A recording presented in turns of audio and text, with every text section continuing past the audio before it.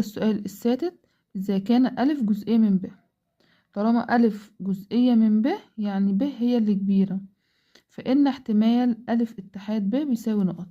تاني لو هنرسمها بشكل فين، أنا عندي أ جزئية من ب، ب دي الكبيرة وأ دي جواها، دي أ جزئية من ب، فعايز احتمال الاتحاد. احتمال الاتحاد بنختار المجموعة الكبيرة اللي هي تكون ب، يبقى احتمال الاتحاد هيديني احتمال الب، الاختيار نمرة ب. لكن لو قال لي احتمال أ تقاطع ب، في التقاطع بنختار الصغير، التقاطع هيبقى عندي احتمال الألف. لكن هنا وعايز احتمال الاتحاد هتبقى احتمال الب عشان الب هي الكبير. بعد كده السؤال التاني أ، اوجد مجموعة الحل المعادلتين الآتيتان معا. س زائد ص بتساوي 4 و3 س زائد 2 ص بتساوي 14. هنا عندي المعادلة